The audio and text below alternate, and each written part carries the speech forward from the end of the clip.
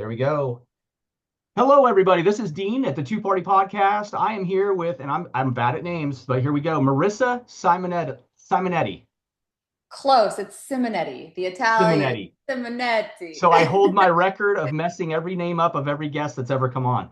You're So undefeated. I'm undefeated. So I think I touched base with you on one of the apps that you can pick up guests online. I think it was probably the Matchmaker app. I use that a lot. I don't sponsor them, but I do use them quite a bit when I'm looking for new guests. I get a lot of hits all the time. I still get emails from when I was doing the show. We talked a little bit about this before the show. I kind of backed off podcasting for a little bit, kind of getting back into it again. Matchmaker is a great place to find guests and find interesting people around the world. But I actually find that over the past 2 years, I still get a lot of hits from old guests that want to come back on and stuff like that. But I found you and your profile on there, and I was like, I was reading some of the stuff you've done. So you've actually done you were going to run as a campaign in I believe, is it Minnesota? So I was on the ballot in 2024 for county board. Yeah. Um, but in 2026, that's the odd years are small local races. I'm focused on some other kind of things in this Hmm. next year. But 2026 is everybody will be paying attention Yeah. to the statewide races. So I'll be in. Well, and that's one of the things that caught my attention is, on the Two Party Podcast show, I've gone into politics a little bit talking about it. Have not really jumped a lot into politics over the years, kind of touched on and done some lives and stuff, but I haven't really jumped in where this is my format. So I like to just have that open dialogue, So politics is never off the table. I love talking about it. It drives Yeah. me because again, this is our country. This is what, we all got to suffer from the inadequacies we get up top. And so that's why sometimes we get into politics. But, you mentioned before the show psychology and different stuff like that. I mean, you've got a lot of things on your profile in there that I was looking at and reading, and that's why I was like, she'd be a perfect guest. Aw, yeah. Well, one thing I found I had no experience when I jumped in to run for county board. Have you ever had that experience where you just feel in your spirit you're supposed to go a certain way? You don't have really any answers, but Yep. you just know? Yep. Yeah, so it was one of those. When I filed to run, it was a special election for a county commissioner. I didn't even know what the job did. I just had that like you're supposed to go this way and you go and do it and then it just like takes you along. So, but one thing I really found running for there's so much arguing and I kind of Yes. felt like throughout the camp, yeah, and it's pointless and it's just drama mongering and stirring the pot. And I started feeling like depleted and sad. And Hmm. like, when you start to like not doing things that you enjoy, like I play tennis. I Right. was so tired I wasn't even playing tennis. Yeah. So I'm retooling in this next year. And my focus is to just quit arguing about some of these things and focus on having fun and doing productive things. Yeah. So that's going to be my different approach is just more having fun. You touch on a couple things there that caught my attention is honestly you lose yourself in politics, right? So some of these people, if you've watched their careers over the years, I mean, even like you go all the way to the top, Chuck Schumer and all these people that have been in office for years, right? Decades. And you look at them and they're young. You find some old footage of Chuck Schumer when he was young, right? Or anybody. And you're like, wow, man, look at this guy. He was gung ho. He came in, before he really jumped in Congress, made a name of himself. There was all this like energy. And then you look at him now and it's like these people change. You lose yourself in politics if you don't pay attention, right? You lose Yep. that, like you said, you're not playing sports, you're not keeping athletic, you're not doing things. I got involved actively, my mistake. I got involved actively in a city council here in Oklahoma. So I told my wife we bought a house, right? And I said, look, I need the storm drains around our house cleaned out. The ditches were full and the elevations were like pushing water into our property. And me being in construction, I'm like, this is a no-go, right? My wife's like, leave it alone. And I'm like, no, I can't. It's like you said, I just had that feeling I needed to go to a city council meeting. Well, I went to that first meeting and I was hooked on that. So I went in there and I said, look, You got hooked on that. I did. I went in there and I told the city manager, I said, look, it's I already did my research. So I pulled up the plat, I pulled up the city charter. I've read the city charter and I go to my first meeting and the guy's like, you've got to sign up to be on the agenda. And I said, no, no, no, no, no. You're the city manager. You work for us. I just want to have a conversation about our city's ditches being horrible. You And are highly assertive. oh, big time, big time. The city attorney just immediately shuts me down. No, no, no, you got to be on agenda. You can't talk here, blah, blah, blah. Well, I talked. I just shut it down and said, look, I'm going to talk. You guys are going to hear me. I'm here. You guys can run me out. But so I told them, I said, I just want my city streets cleaned. I want the ditches cleaned. I want around, at least around my house. You know, if you guys don't want to do the rest of the city, whatever, but I want around my house done. It's in your Good. charter that you guys provide that service, and it hasn't been done in years. It's obvious. And that's what started it. And then I get this kickback from the city council. They start really pushing on me about things that I'm not doing appropriately and this and that in the community. So they really start pushing back, and I'm like, oh, now we've got something fun to deal with. Yeah. And so I send an email because, of course, you want to have the formal email. So I send the email to the manager exactly what I said in the meeting and exactly what I was requesting. No sooner did I jump on social media and push the video of that first meeting I went to, and it went public, that they came and cleaned the ditches around my house immediately. And I Yeah. was like, well, I mean, now they're owning up to the fact they are responsible for it. So now I feel like I need to come to another meeting. Well, yeah. And that's how it all started. And that was just like you said, that was the hook, line, and sinker where I got in there. And I'll tell you, it's been a downhill battle ever since. A downhill battle. I fought with the city back and forth. There was different people being elected. So then I started digging, and I just found all this local city municipality corruption and good old boy network and all this stuff. And I'm going, man, this is I really do. And my wife kept telling me, she goes, I went to high school here. You didn't. Like, you don't know these people. She's like, just leave it alone. Stop going to the council. And I'm like, I can't. I've got to finish what I started, right? And I think for a while there, she really just hated me. So, but it is what it is, right? And that's kind of that. I mean, that was my only jaunt into the whole politics thing was, there was something I wanted. I believed my city owed it to us, and I did it, and it pushed. And I mean, I got kicked back from every direction. I mean, there was Yeah. people locally in the community hated me. They spread my name, smeared. There was people in the city council that were going to sue me. At one point, the whole city council was going to sue me, including the mayor. And I just ran with it. I was like, you guys can sue me, but I'm not putting out information that's not true or something I can't find on a Google search. So if you're going to sue me, you need to go on Google and sue everybody on Google. And Yeah. and so I just kind of threw it out there like that. And of course they backed off, but it's amazing when you start digging in that and again, like I said, you can lose yourself. And for Yeah. probably 2 to 3 years that I did that, I lost myself because I was just like so enveloped in this thing. Yeah. You know, it's interesting. You're an assertive person and you're also super logical. So you're able to be like, no, no, here's these facts and construct a logical argument. Like, okay, well, then you also have to sue Google, everybody on Google too.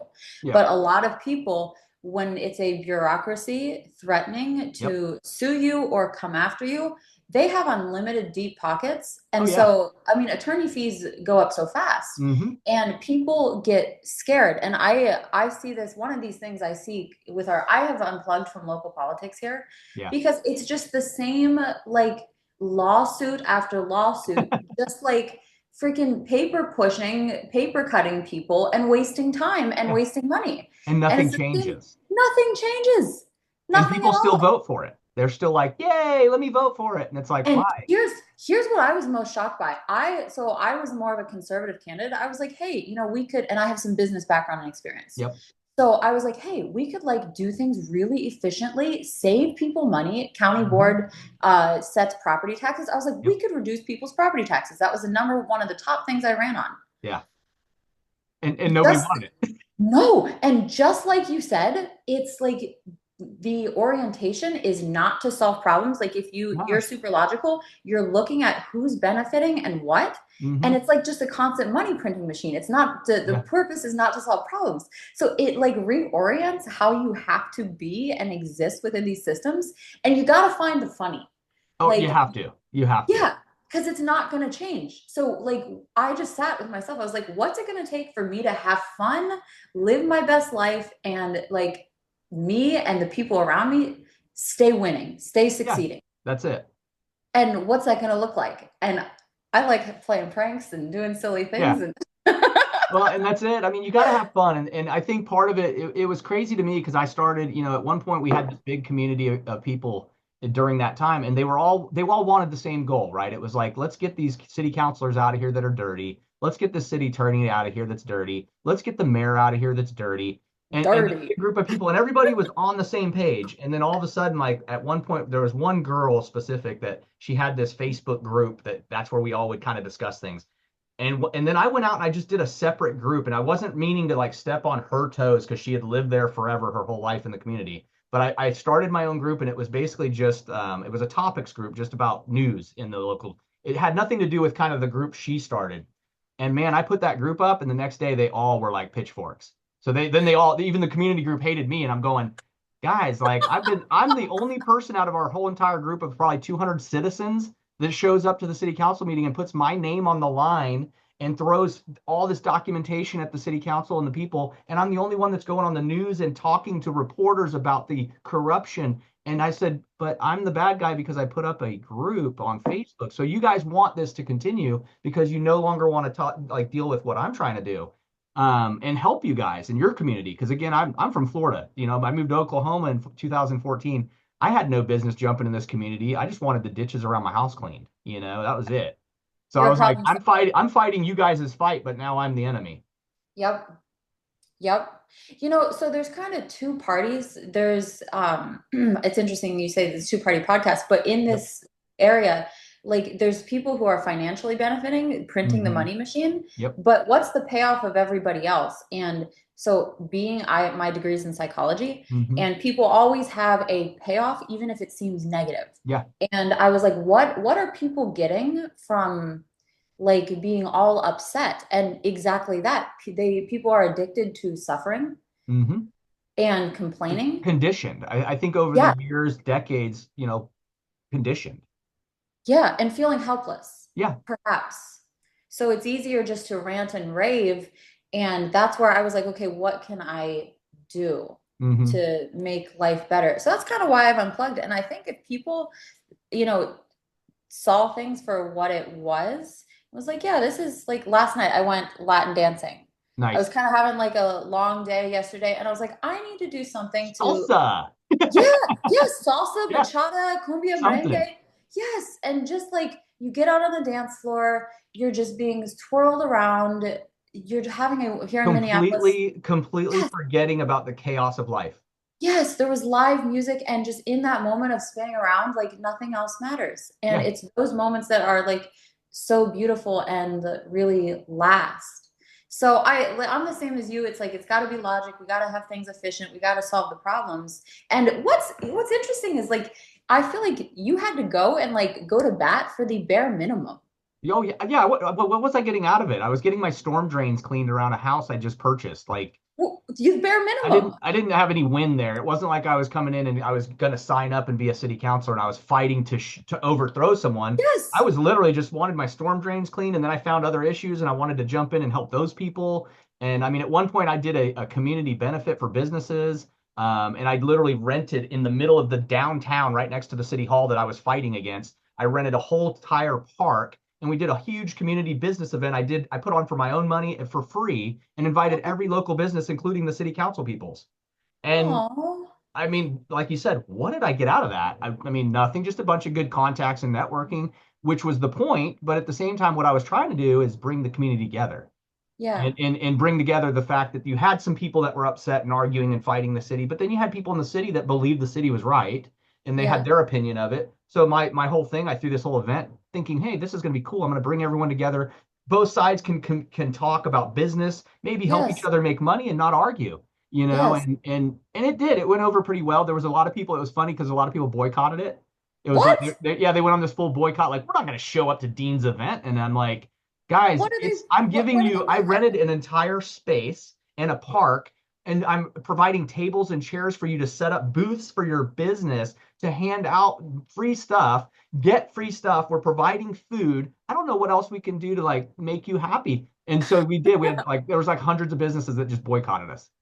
And I was like, okay, but we still turned out like, I mean, I think it was a little under 1,500 businesses showed up, which was pretty huge for a little tiny community. That's It was incredible. exciting. It was exciting for 1,500? yeah, 1,500 businesses showed up. Yeah, it And was you put that amazing. together. Yeah. Oh yeah. I used to do promotions and marketing. I mean, I've done, like I told you before the show, I've done a lot of stuff, but I mean, I threw this together and everybody in the community was just like, wow, their heads were spinning. And it was interesting, but then you just still had that perspective where people were like, we're not going to go because Dean's involved. And I'm like, you're cutting off your nose to spite your face. This is your business that could be profiting from this event. And it's not even anything you pay money to. I didn't ask you guys to pay for a booth or anything. It paid for. I did it. You're done. And yeah, and so I laughed even more at the businesses that didn't show. We had one gentleman that was running for council who was running against one of the more corrupt seats. And I mean, he even showed up and he set up a table and he just set up dialogue so him and that person could talk and that person didn't show. And so he just kind of ran his own campaign right out of the whole business thing. And I was like, that's awesome, you know. But it's just funny how life is, you know. And it's like you said. I mean, you go to bat, and what did I get out of the deal? Nothing. Did I spend some money? Sure. I mean, we did raffles, we did prizes. I really put all in just trying to make the community understand like there can be better. This can be. You guys Yeah. can up your businesses in this community if you do it and you actually do take initiative to do it because I'm doing it and I'm not even from here, right? And it was just very odd. And I think that was about the time I did kind of took a reflection, like you said. And I was like, at that point, me and my wife were like, man, I don't think there's much we could do in this community to make anybody change their mind of how corrupt and stupid and involved it can be. And we just kind of backed off. You know, I was like, Yeah. I'm going to let them have it. Let's just see what happens. And at the same time, you know, city council seats got changed without elections. I mean, all kinds of weird stuff happened. And I was like, you guys are okay with this? Like, they're appointing people. They're not having elections for seats. That's not what is supposed to happen in the charter. Like, you guys got to change this. But Yeah. again, as hard as it was, I had to back off. And I was like, I've kind of lost myself in the middle of this city drama. Um, and I did. I got away from that. And then, fortunately, like I said, that was almost around the time I just kind of started the podcast, which was fun. Uh, Um, and just, I guess it kind of took me to a different avenue. It was fun. yeah. Kind of channeling that desire to, like, you seem like you're very old school in that your mindset is like one of like reciprocity, right? Like you're a very Hmm. generous person, and the natural orientation, right, is that people like it's like a flow, like Right. water flows. It's like the figure eight, and people invest in each other and reciprocally, and you find your team of like everybody's winning. Yeah. And do you think that today's generation still has that same mindset where that strategy works anymore? I think, and the older I get, it's funny you say that old school because I'll be 50 next year. Oh, Uh, happy birthday. crazy, Yeah. crazy. Wow. But honestly, to answer that question is kind of tough because I think what people nowadays desire or see as success or see as the goal, right, of Yeah. life is way different. This younger generation, it's way different. It's no longer like my saving my nest egg. It's no longer I want a house and just my finances paid. It's no longer I want the house and the kids and the wife and that's the perfect thing. It's not that anymore. Like I feel like the end goal for some of this newer generation is, and again, it's not every generation's different. It's not that it's not the right way to go. I think the newer generation misses some of the targets of where they really could be Yeah. better successful. I think they're hitting a lower bar than where previous generations were like, heck yeah, we want to be entrepreneurs. Heck yeah, my goal is to be a millionaire. Heck yeah, I want to have a wife and kids in a house and property paid for. Whereas nowadays it's kind of well, if I get a couple likes and I'm on social media, I'm good. And that fails. I mean, that goes up. Yeah. It's like I said with the podcast. I mean, I backed out of it for a while, went down, but you can always jump back in. But it's kind of, to me, it's a low bar. I mean, you hit peak, you plateau, and you're off as soon as your likes are bad or you're not viral again. Yeah. And as far I feel like some of the younger generation now, I know a few really good young entrepreneurs. I know a couple kids that aren't even 18 yet that own their own businesses and are actually schooling some of the older people. And I Yeah. love it. I'm like, dude, that is awesome. You guys, if you keep this up, by the time you're my age, you guys will be set. I mean, you'd be Yeah. retired by 50. Yep. And if they do, that's awesome. But I feel like there's just a big, overwhelming part of the population of the newer generations. They're missing the bar. They're missing the end goal. Everybody thinks short term now. They don't Yeah. think that long end game. It's always, well, man, if I could just if I could just make this amount of money in this amount of time. And it's like, well, you need to make that amount of money forever. Like that Yeah. needs to happen till you die. It should Yep. be your goal. So I feel like success with the newer generations is different, right? I think my generation, I mean, the old school guys that loved making money but struggled, but we still went out and got greasy and got our elbows dirty and we got our hands dirty and we were apt to go learn new things. I mean, I can go rebuild an engine if I need to. I can go build a house if I need to. Because I took time to physically learn those skills so that I invested in myself. Anytime I've lived in 40 of the 50 states and physically lived there, Lived not just, in. yes, lived in, not just passed through, but lived in. So Were I've you lived in, your parents in the military, or no, no, this is how my did life. This is how my did you live crazy in life. Yeah. how do you live in that many states in Work, 50 years? working and building myself. Over the years, I lived in 40 of the 50 states. Everywhere I went, I invested in myself. So anywhere I went, I knew I was working. I knew how to work. So if I went to a new state, and this was when I was younger and I was a party animal and I did crazy things, and I still, I got off that train years ago, but at the same time, mentally, I'm still that adrenaline junkie. Physically, my body says, no, you're not. I mean, I'm up at 4 a.m. every day in my home gym for 2 hours before I go to work still, but my body's like, stop doing this to us. Um, but I literally, out of everywhere I would go, I'd move to a state, and it could be the industry is cars, or the industry is housing development, or the industry was, back then I did computer engineering, so it could have been even office type work. But every state I ever went in, I knew I had to invest in myself to have a skill to keep myself from being homeless and or failing, right? Yeah. So I always invested. My first business I started was at 15 years old. I took over a landscape company from my father. And from then I built that business and I turned it over and sold it to another guy for a couple $100,000. He took all accounts. And then I went and Hold started on, hold another. on. How long for what period of time? I mean, that was what, 30 I, years ago? A couple hundred yeah. thousand was a huge Oh, amount back huge, then. That's huge. massive. And Yes. as a teenager, you did Yeah, I was that. 15. And when I turned 16, I sold that business. I had that business for 1 year and Where I are the sold it. masculine men like that today? I mean, Where? they're out there. That's the thing, but I think they're out there, but they don't play in the online realm anymore. I Okay. have a lot of Yeah. friends that are so old school, just like me, and I mean, they got money stacked to their ears, and they don't go out and they don't do things other than they're still focused. And a Yep. lot of people say, well, they're just boring. Yeah, well, I'd rather be boring and have my future set than to be boring and broke, or lively and broke even. Uh, Yep. but those are the things I think with me, that's what it always meant in life.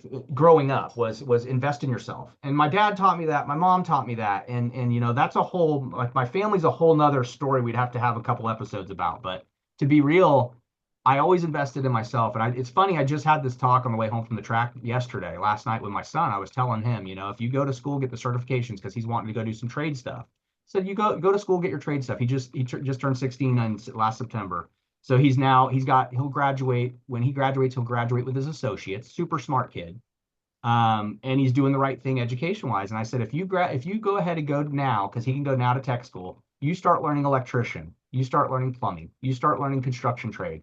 I said, not that that's what you want to do and follow in my footsteps, but if you do, I said, when you turn 18 and you get these certifications, I will turnkey be your silent business partner. I will start you a business at 18. And you can take off with that business. And when I die, you'll have a fully running business. You're good to go, and show you everything, all of the mistakes I made, show you everything I did that built my Yeah. businesses up.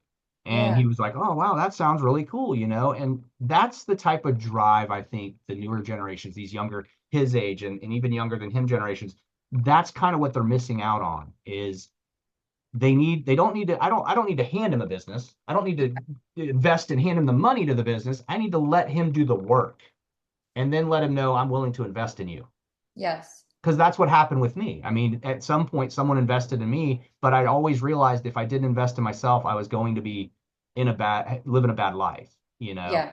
40 of Yeah. the 50 states I lived in, I never went without work. Anywhere I went, I knew I had job skills that I knew I could physically start over any state I went to. Yeah. Yeah.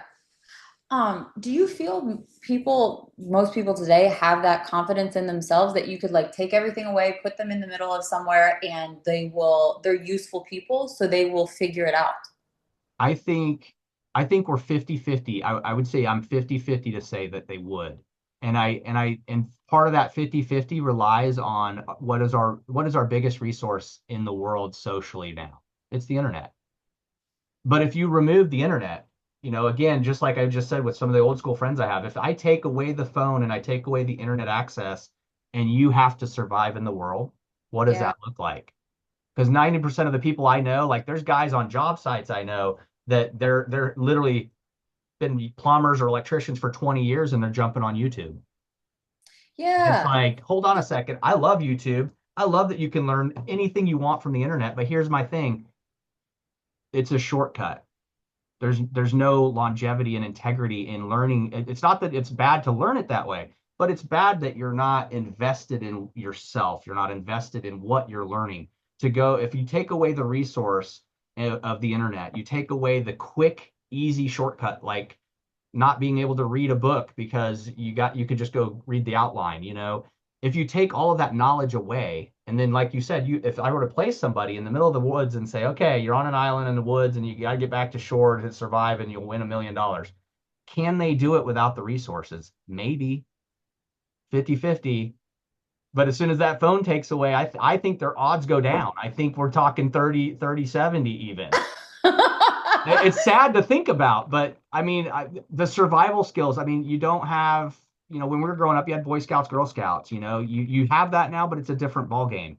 So you don't have kids learning how to survive on their own physically in the wild, in the world, if they were literally stuck with nothing in the world.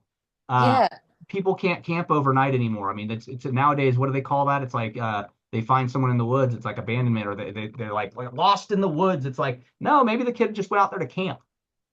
And maybe he made it. Maybe if you guys hadn't come and found him, he would have actually survived. You never wish that on anyone, but at the same time, these are survival skills, people, right? You find him petrified Right. And later. yeah, and we don't want that, but it's like, He was I think of becoming a like, real man. I mean, I don't know.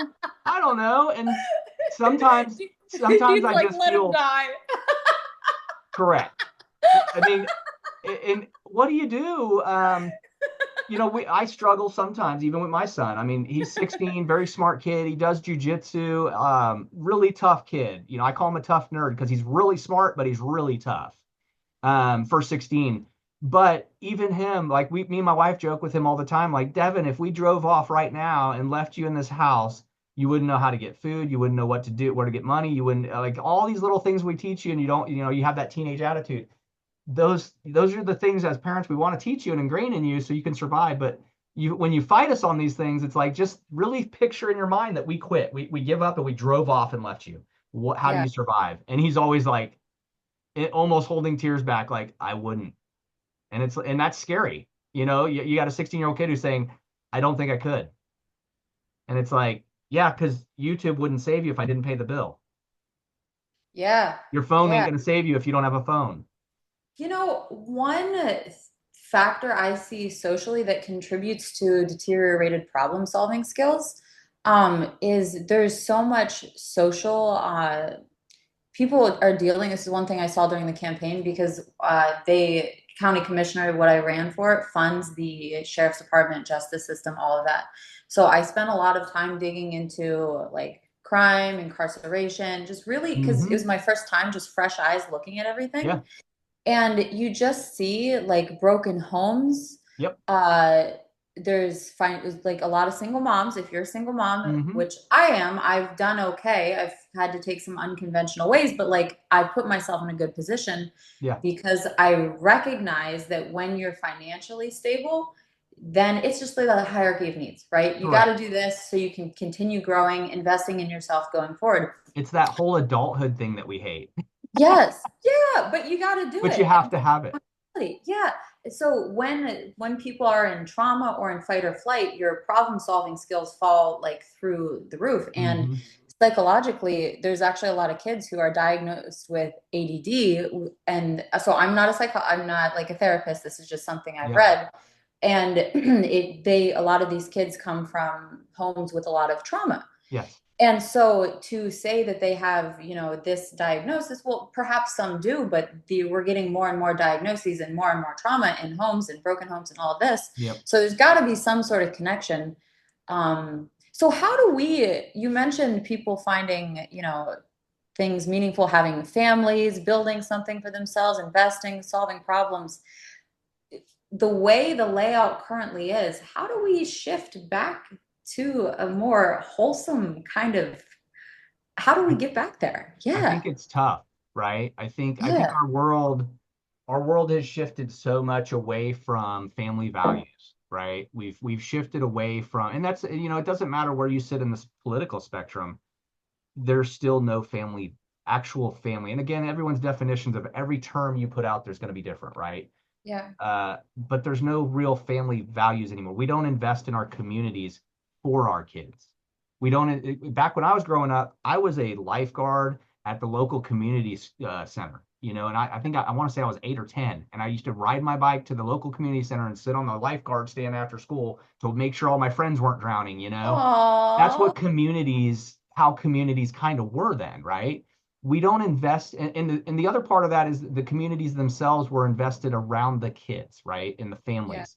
Nowadays you don't have that. Your communities are invested in the development. They're invested in how can we keep traffic good? How can we keep businesses local in a strip center on the main drags to keep revenue coming through, right? We don't look at, you used to see what was it, the old safe place and the safe homes. When you get off school, you'd see those signs in neighborhoods where, if a kid was being followed or chased, they could run to that door and knock and feel safe to go in that house and be safe. We don't So I invest actually, we one of don't the, I invest in don't, that anymore. I've never heard of this. You've never seen those? No. So it's kind of like the neighborhood they used to have growing up, and mind you, I've grown up everywhere. But they used to have like the neighborhood watch, similar to a neighborhood watch. They used to have these safe places, and you'd see a sign, and it would have like it was basically a person hugging a child on the sign that said safe place. And anytime there was a safe place, there would be houses, and they gave out stickers if you were part of it. So that sticker would be on a front window of a house. So if you ever saw a sign, you knew right somewhere in that area was a safe place. This was in Eugene, Oregon. Springfield, Oregon. They used to have them down in Tampa, Florida. Several states I went to had a thing like that. And what it So, was, yeah, it's crazy, right? It blows your mind. so I'm a silly goose. You know Family Guy? Yeah, yeah. You remember Herbert? I can just picture it up front of him on his sticker. We're going to fire. Hugging the he's the guy on the sign. Come over here. Right. Come on over here. But but Go on, go it was things like that we don't invest in that, right? Those things aren't invested. We don't even hear that anywhere in the news. You don't hear like safe places for neighborhoods for kids after school anymore. Now it's either the parent has to pick them up, and they go straight home. Because why? Our communities are ridden with whether it's pedophiles, you have a lot of dangerous homeless people. We don't have the mental, places anymore to treat people anymore. So they're all on the street and homeless. Yeah, So it's an unsafe environment in our communities, but we also don't, not only do we not invest in the community being safe for our children to let them evolve and learn and adapt like some of the back generations, we don't invest in the actual children, you know. yeah, yeah, I can't tell you how many times I go to and me and my wife. So Devin, as much as he loves us, he hates us because we don't give him devices. We're not one of those parents that's like, here's your tablet, leave us alone. We want silence, or we're yeah, focusing on something here, kid, go away. We don't do that. He gets very limited screen time. He does his school stuff online. If he like today, he wanted his tablet, we're like, hey, take your tablet, go in the room, have fun. But he doesn't get that all the time. But we yeah, instead of investing in our parents, here's our parents. Our parents is our devices now. So we don't yeah, invest in sitting down and teaching our kids these things. It's like, well, just go on YouTube and look it up. yeah, It's not very organic. It's not a personal relationship that kid's getting and learning from someone they trust and love. It's learning it from some random dude online on a video that may or may not have content that's legit. And so I think because we don't invest in the community, we don't invest in our children anymore, in the community, let alone in our households, and it's not everybody, but it's a lot of people that just, you have a lot of parents that are very sports orientated. So Oklahoma, where I'm at now, is a very big sports state. We're big wrestlers. We're big football people. And I've gone to these games, man. These parents will duke it out with you over their kid tripping and falling on a field or something stupid because they're so ingrained in the kid's got to win. We've got one guy who shows up at jujitsu and he dogs his kid the whole like the kids in class. We're all in the waiting room type side watching, spectating. And I mean, this guy's just dogging his kid. He's not good enough. He's never going to make it. Look at him. He sucks. And I'm like, man, if that's the talk you have with strangers about your kid, imagine behind the walls what that poor kid is suffering. Yeah. Yeah. You're definitely doing, and we've heard him in competitions do that. He'd lose a match and he comes out, man, you had that. How did you lose that? And it's like, that's not investing in that kid. Yeah. That's really, you're just belittling and bullying the poor kid into being a better sportsman that maybe he sucks at that sport, being real about it. Maybe Yeah. it's not his thing. Yep. Let Yep. him find what he is and who he is. Yeah. It sounds like what you're recognizing is their solution is to verbally berate. And Right. it takes a lot actually of problem solving takes like thinking, right? Yeah. Henry Ford said like thinking is the hardest work there is. Hmm. So like even when parents are mentally tapped out, I've experienced this in my own life where you have to sit in silence when you're experiencing a different kind of thing. It's like, okay, I could try this, I could try this, I could try this, but this is what I've had modeled to me. Maybe their parent berated Yep. them. And so it just like kind of unconsciously continues. And to do that thinking, like you got to think that you can think something different or try Right. something Yeah. different and Yep. be open to the different neural pathways. So yeah, I don't, do you think people realize that there's so many different ways to try things, or they just keep trying? And do they think it's actually working? Their approach is actually working at solving the problem. I think again, everybody's diverse. I mean, everybody's individual in their upbringing and environment. So I like to think that, yeah, they give it some thought, and it's like, oh well, I tried this last week, he didn't listen, I'm going to try something different. I like to think that people do that, but I really feel like a lot of people, the easy way out as humans, the escape, the easy way out is to stay in the same, this is what I was grew up in, this is what my mom and dad did to me, so this is what I have to do. And this is Yeah. how I handled it. And look, I turned out okay because obviously I made it this far and I have a kid, so therefore it worked. And I think people get ingrained in that old thinking that there's no other options as to, the belt is what it does it. That's the discipline. This is what we got to do. And Did it's you get not. spanked as a kid? What's that? Did you get spanked as a kid? Oh, heck yeah. Yeah. Yeah, I My got whipped too. childhood, my childhood was a nightmare. If I told you some of it, we'd be on here all day. Yeah. My father, just briefly, I can touch on it. My father was a murderer. My father murdered people in front of me and my brothers and sisters. My older brother and I actually helped dispose of bodies when I How was old a child. were you? I was 5 years old. You were five and Five you years old. saw, Physically hosed out my mother's station wagon and loaded metal trash cans and dumped them in the lake on our property. do Yes. you remember everything? I remember in great detail. So I was diagnosed at Yeah. a very young age with a photographic memory, and I still have the same flashes and the same memories as when I was younger. And I would love to get my hands on some of my juvenile counseling records when my mom and dad finally split up. But yeah, I went through a whole lot. 11 brothers and sisters, some stepped, some adopted, and we all witnessed different levels of abuse, let alone different levels of what my father and his lifestyle was. Very ugly. My earliest child, everybody's earliest childhood memories were cartoons and fun, and ours were, slaughtering animals, cleaning out people's and body parts, and doing some things that were very unsavory. There was How, a, there was a there how was a did point there was a point in time where my dad literally shot a guy in the face that owed him money right in front of me. was it like gang related or My no, Not really. I've slowly started tracking down, and I've communicated with one of the guys that used to go do these things with him, and he's still alive. And I've actually reached out to him. He's been pretty kind of open about discussing a few things with me. But he got a pardon many years ago, and he got some sort of a deal where anything before a certain date he can't talk about, and then anything after those dates, he'll give me some information. But it wasn't. My dad was never gang or affiliated with somebody. He did his own thing, but my dad was a collector for different mob cartel. When people were owing them money, they sent my dad to go collect, and that's what mm, my dad did. But my dad also did his own thing. He had no allegiance to anyone. So yeah, when someone owed him money, it was the same scenario, and he had yeah. his own dealings that he dealt drugs and heroin, and it was a very our childhood was very very strange.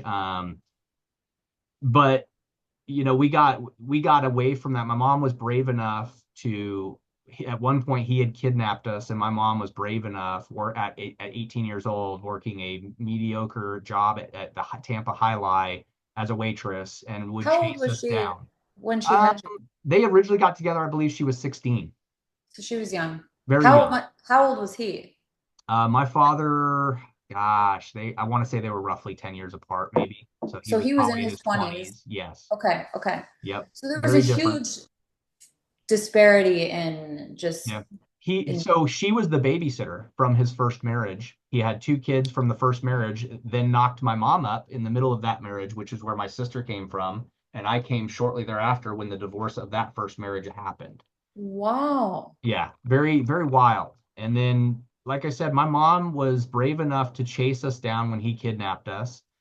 He put us up, all of us kids, as a wall and got in a huge shootout with the police when they finally found him and pinned him down. All four And kids. all of us, yep, all four of us lined us up in the front window of the house and started shooting at the police. Big gun battle started. It would have never ended with him alive had he not ran out of ammunition.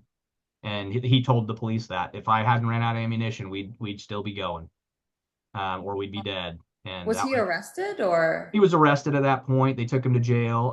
He did serve two sentences for murder that he was caught on, but there was multiple murders he was never caught on. My mom, to this day, there's people that family members that come reach out with private investigators to my mom, and they take her to our old ranch where we used to have our old farm in Florida, and they try to identify. Now it's built up, it's a neighborhood, and in Yeah, order to do a dig, they have to actually she has to be able to identify a specific landmark or something she recognizes before she can have authority for them to dig and look for bodies.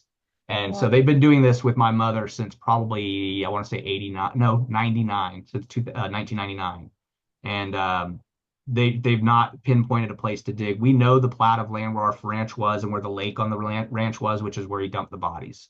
And we also know off Livingston Road in Tampa, Florida, is another area where he dumped a bunch of bodies. And it's over a highway and it's cypress stumps, and you can't really get in it. It's gator infested. And so there's a lot of that history. So yeah, I mean, it's, like I Get said, that snack. Those yeah, I bodies are came I gone. came from a very, very crazy childhood.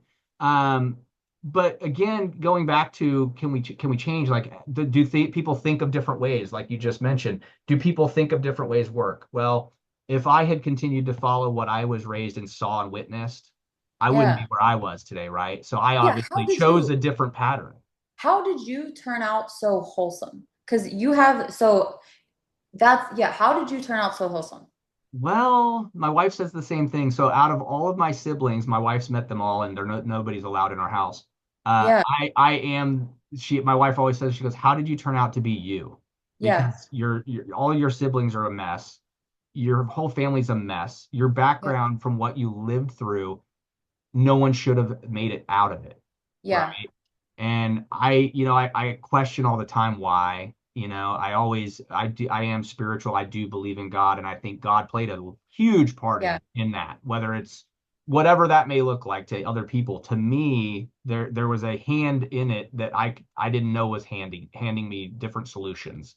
Yeah. I went through, I came out of that with addiction and post traumatic stress, which I still have from witnessing everything I witnessed. But I also went through phases through my 20s and 30s of addiction. I went through alcoholism. I quit everything cold turkey and stopped everything in 2014 finally.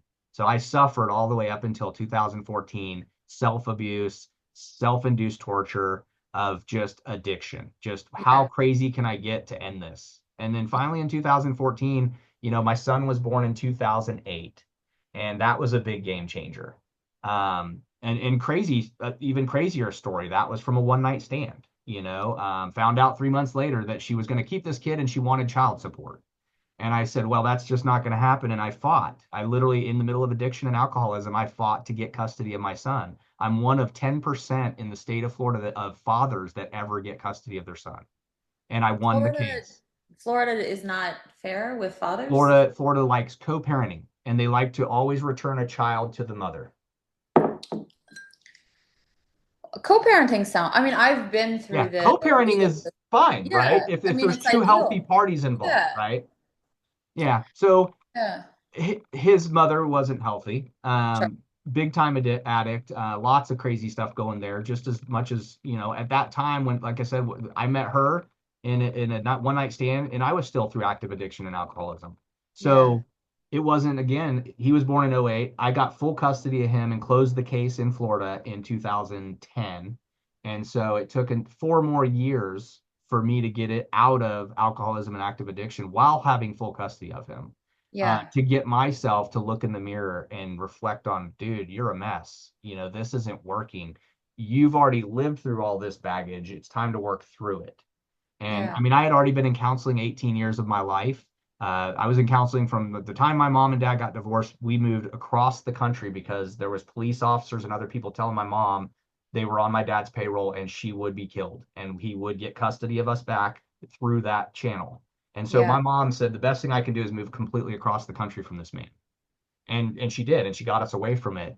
And so from the time we left, and I was 5 going on 6 at that time, I've been in counseling my whole life since then, up until probably until I was about 40, Yeah. roughly 9 years ago, well, more than that, about 11 years ago, because I met my wife 10 years ago. And that's when kind of things changed. Like I said, 2014, I really just was willing to look in the mirror. I was willing to call my bullshit. I was willing to say, Dean, you're full of shit on this. It's this, you need to stop with this pattern. This habit is Yeah. no longer healthy. This thinking doesn't work anymore. Yeah. And I'm still not there, right? I'm still working. That's just a daily thing. Um, I'm closer to where I'd love to be, but I know I'll never reach where people always think like this is where I need to be. That I don't think anyone ever really reaches that. You're always the life has to go on with some mission. There has to be something driving you, and that means that you're never going to reach the top of where you should be because you're still going to be learning. You're still going to be Yeah. adapting.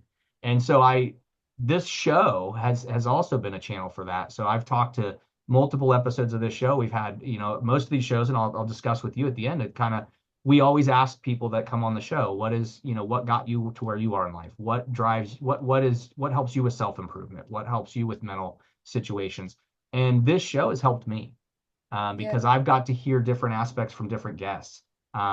I've got to hear from other people since 2014 when I gave up addiction and alcoholism and decided to turn over to a new style of life. Um, and I started taking better care of myself was one. Like I said earlier, I'm in the gym at 4 a.m. almost every day, 2 hours. Then I go to work and then I work a full day. I've been doing that for probably 6 years now straight. When I 2013, I still had I was supposed to go have between 2011 and 2013, I was supposed to have a double heart valve replacement. That's from the drug use and the Yeah. alcoholism and the just not taking care of myself. And when I got out here, I was still being monitored, had to carry a little bottle of nitro with me every time my chest would hurt or something. I'd pop one of those.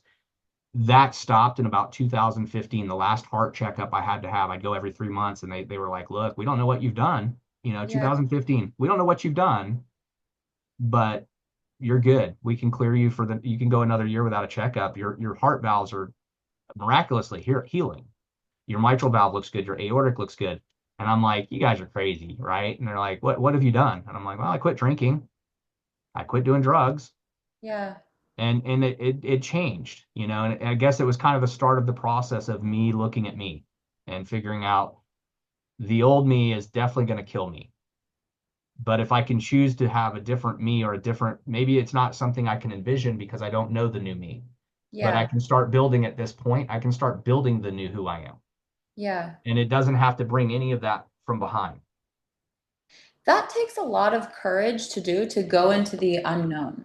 Yeah. And And to your walk mom away from did that. counseling. I mean, at one point Yeah. I said, the counseling for 18 years didn't really, it gave me tools, it gave me coping mechanisms that I Yeah. still use, but it really didn't heal me through conventional counseling. So Yeah. I really learned like looking in the mirror and calling me on my own shit is working. Yeah. Having to be honest. Yeah, with myself, Yeah. with my wife, with my son. Yeah. It's like, yeah, I can BS all I want, but my wife she's got the facts, just like every woman in every man's life. They've got the facts, right? Is that how you knew she was the one? Your wife? No, No, that she had the sex. How did you know? no. We met, it was kind of a God thing. We met through a friend that I hadn't spoke to in 20 something years. That's how I ended up in Oklahoma.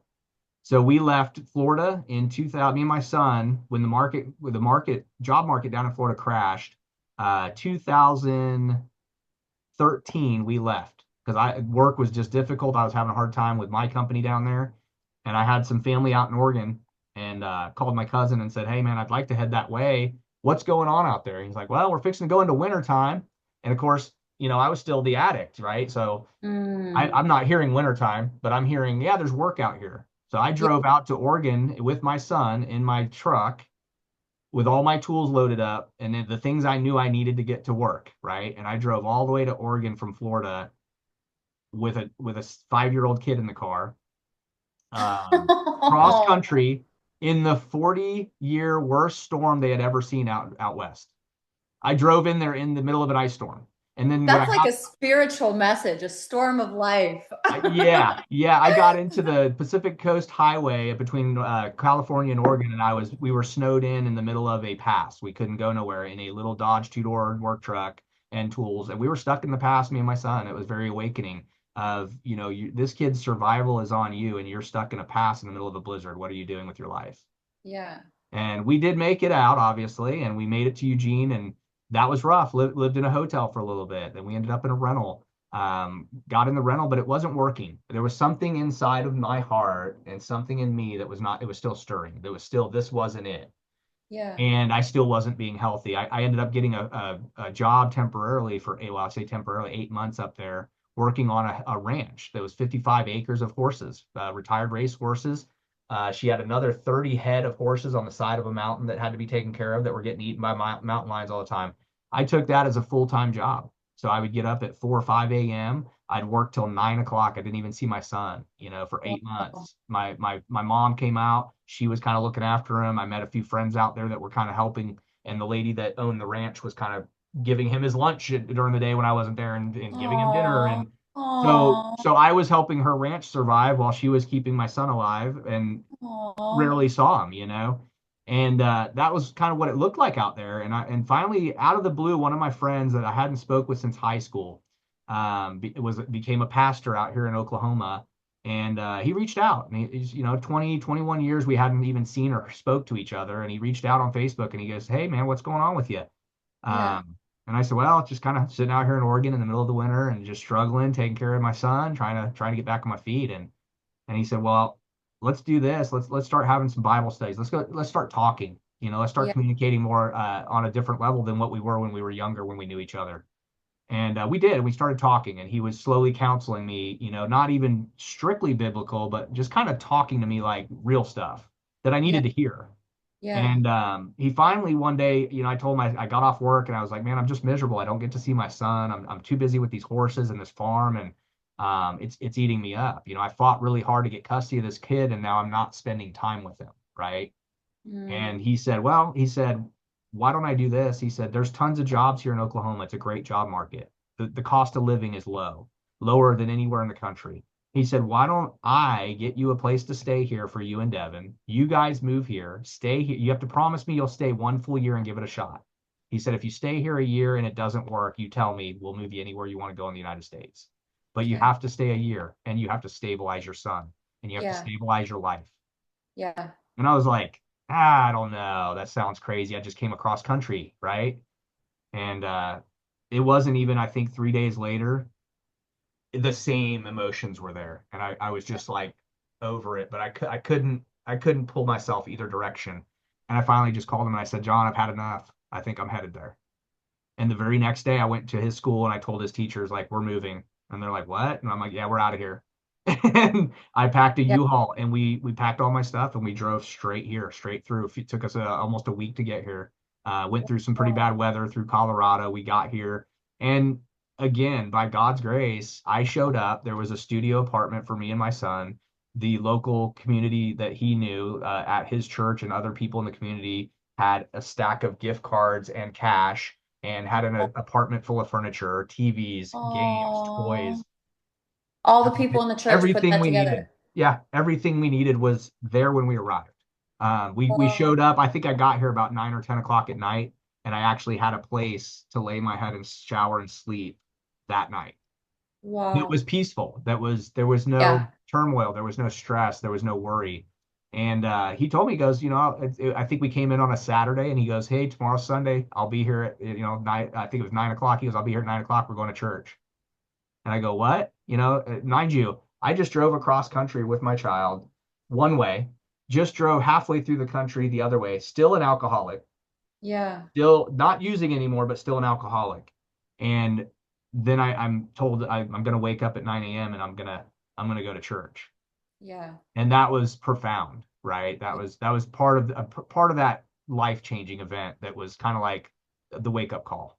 Yeah. A few weeks later, he introduces me to a girl who needed some furniture moved from her apartment, and that ended up being my wife.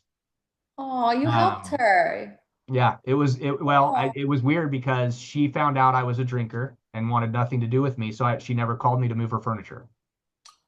But he went out of town, and again, I just moved to Oklahoma, didn't know anybody, so he was going back to Florida to visit some family, and he calls me and he says, Dean, I'm going to give you this girl's number. Keep it biblical. He said, don't jump in bed with her, Dean. He said, keep it Oh, the biblical. biblical. Yeah, yeah. He says, keep That it can be biblical, interpreted. right?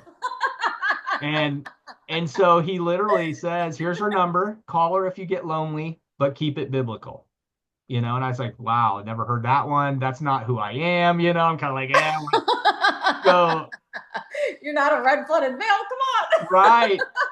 So he left town, and I was like, wow, this is my first time in this state completely with my kid alone. Not I don't know anyone. And wow, this is new, right? And I had started with a contractor. I was literally redoing the stadium seats, reupholstering seats at a stadium at ORU, which is like a Oral Roberts University, kind of like a seminary type of college, right? Yeah. I'm redoing all of their seats. So while I'm working, I'm pulling the seat covers off and I'm finding cash from the church, from the where they do their church services, right? So people were like, give it, the money would go around, the plate would go around. People were either missing it or they were dropping bills, right? So I'm finding money in this. And so one day it's like lunchtime and I text the number to this girl, Kylie, hey, you want to go to lunch? This is John's friend, I happen to have found $20 in the seat. Oh, If you want to go to lunch, I got $20, and so we did. I don't think we went that day, but I think that like the next day or so we did. We went to so lunch. she agreed. Yeah, me, her, and Devin agreed to go to lunch, and we met at this amazing El Tequila little Mexican joint. We ended up Oh. going there for lunch for the first time, and I don't know. There's two things I think that happened. Number one, I found somebody who had completely no self-interest in Oh. a I'm single gonna man cry. This is so in a sweet. single man and a kid, right? And Yeah. and so no self-interest, there was no ulterior motive, there was no I'm gonna get this guy for whatever because I had nothing to give. And then the other part of it was I had met for the first time in my life a woman who had a heart that spoke louder than anything I had ever seen. Just Yeah. very pure, very honest, very, I mean, almost too pure, for me, because again, I'm an alcoholic, and so when we met, I was still me with some of that crazy old, spontaneous, crazy addiction thinking, and I was just like, wow, I don't deserve this, but here we are, and so we kind of met and talked that night. She had come by, she offered that she was a nanny at the time, she was nannying kids and stuff, and worked for one of the local colleges.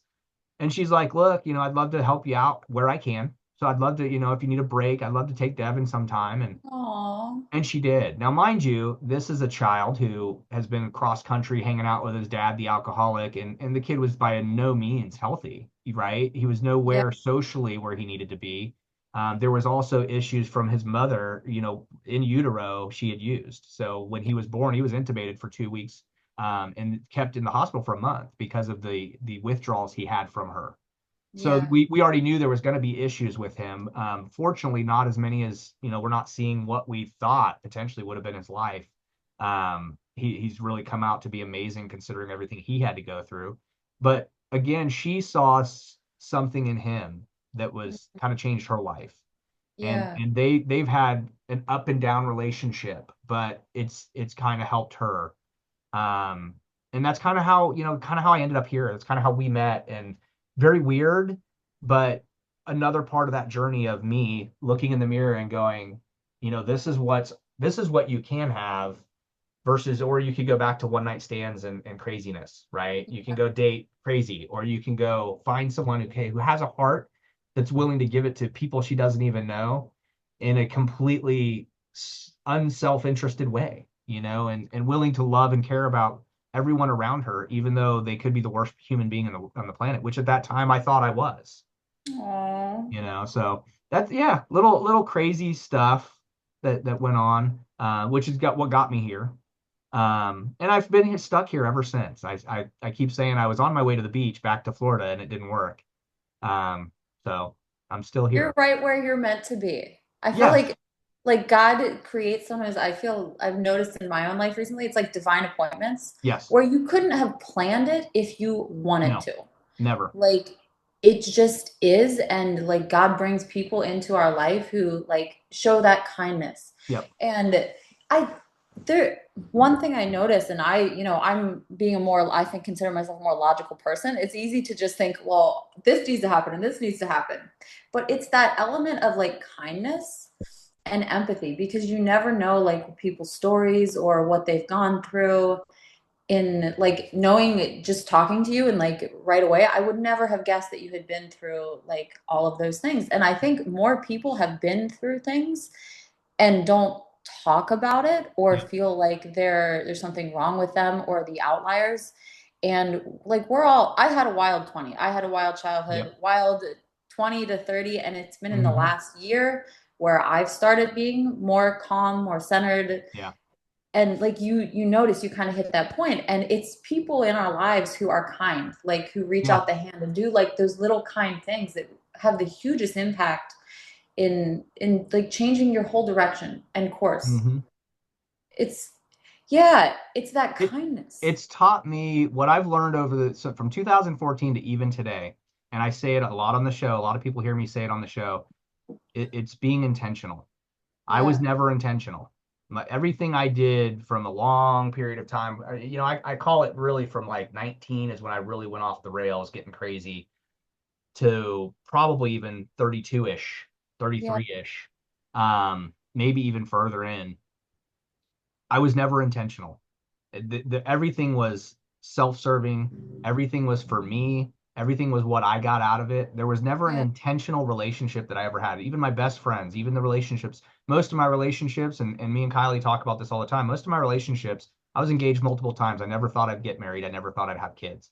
Every Did you relationship have that more was, kids after Devin? nope, just one. No, just Yep, one. Okay. that I know of. There's gonna be a child support motion somewhere Right? out of nowhere. Exactly. I mean that's what my life was. But I laugh about the fact that not one of my serious relationships ever made it past literally 7 years on the dot. So 7 years on the dot, I've always called it. That was in my family. It's very similar. Okay, my mom, my sister, she's been through multiple marriages and stuff like that. But for me, 7 years was always the self-sabotage. So I had to find a way out of a relationship at that point. Didn't matter if it was Mm, using drugs, didn't matter if it was walking away from it, didn't matter if we were just seeing different and I just gave up. I yeah. that was my time period where I was like, enough's enough. I'm tired of being in this same, I want something different. And 7 years I'd leave or So I'd split. so seven in I'm big into numerology because it's kind of Yeah. like the A matrix. lot of people it's like 5 years. Me, it's 7, Well, seven is loner energy. So it's right? very interesting. You should never get married on a 7, 16, or 25 because energetically it's Interesting. loner energy. Huh. So sevens have positives. It's the smartest number, the most intelligent. But sevens, yeah, That's that's interesting. Me and yeah, Kylie, we hit 10 years last year. And we were like, wow. And I, and every year since we've been together, since the seventh year, I was always every year I'm like, oh God, I hold gotta your watch breath. myself. Yeah, I'm like, dude, I'm gonna do it. I'm gonna do that Dean self-sabotage thing. And I didn't, and I haven't. And that's kind of to me, that's kind of that growth. Like that's the visual. That's the Yeah, holy shit, you made it with the one woman and you made it 10 years. Wow, look at that. You didn't yeah, self-sabotage at 7. You haven't continued to make this marriage miserable for you and the person you're with. You're actually manning up to doing what you initially should be doing as a human being. And yeah, and I think a lot of it, I can't take full credit. A lot of it really is her heart has worn off on me. Some of her goodness has created a better man, yeah.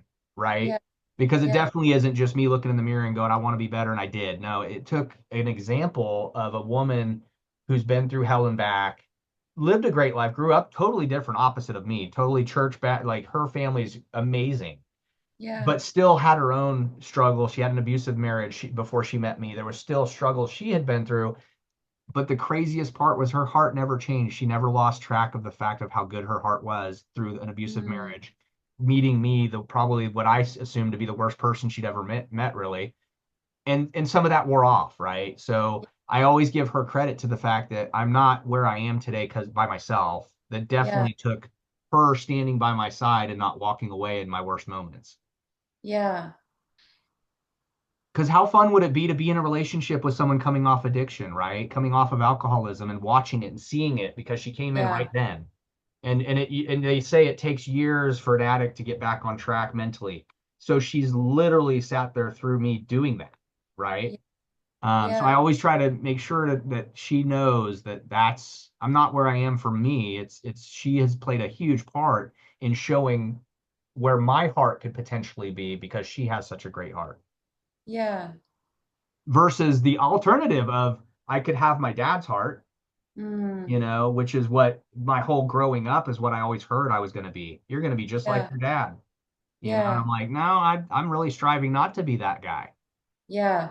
You know, I feel like a lot of life, I feel this, I say this all the time. I feel like I'm just stumbling and bumbling forward. Yeah. And that's as I look around, I'm like, most of us are actually doing that. And the Hmm. ones, it's like you just have to keep moving forward. And there's going to be mistakes and there's going to be missteps. But if you just like try, if you know in your heart that today you did your best, you Yep. did your best. And when you didn't, like just sit with yourself and think, what's it going to take for me to do my best? Hmm.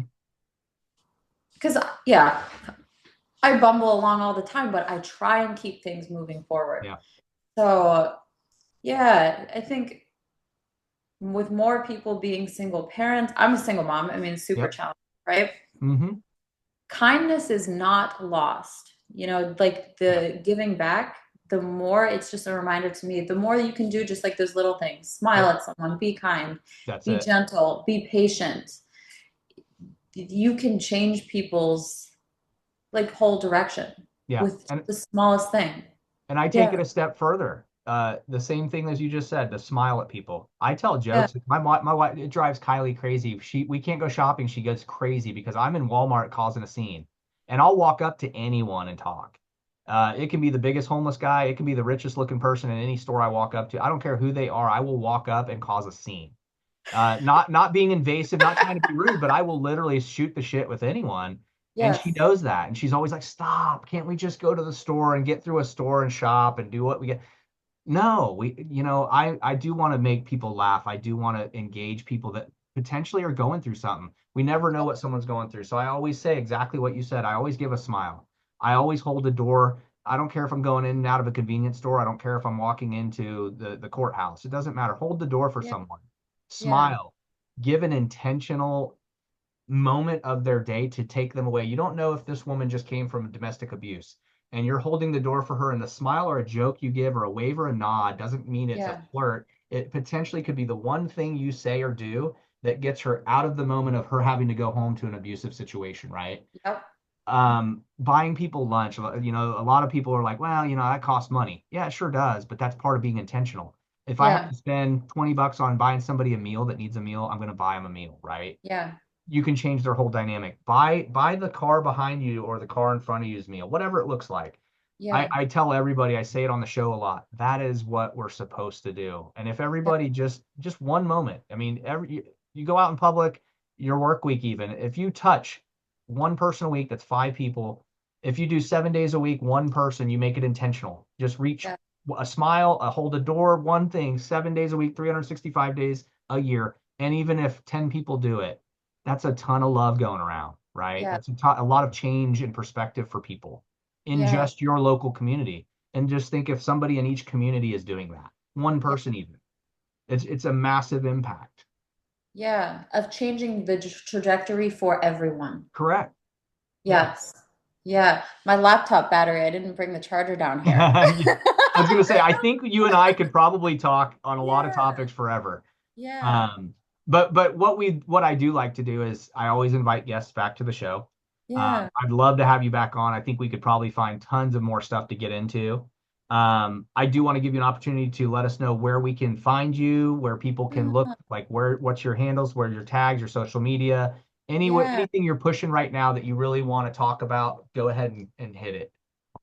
Yeah, I mean, I don't really have any sales pitch at the time. I mean, I'll be on the Minnesota ballot in 2026. My social media, if you look up Marisa Simonetti, I'm on everything. And I'm just focused right now on keeping things fun and light and positive, Hmm. non-contentious, because that seems to be like a lot of politics. Maybe people think they're arguing and going to change, but it's like the berating parent that you mentioned Yep. earlier, and it's having the opposite effect. And when you invite people to be happy, have fun, do things right, you bring out that joy, and that becomes more contagious.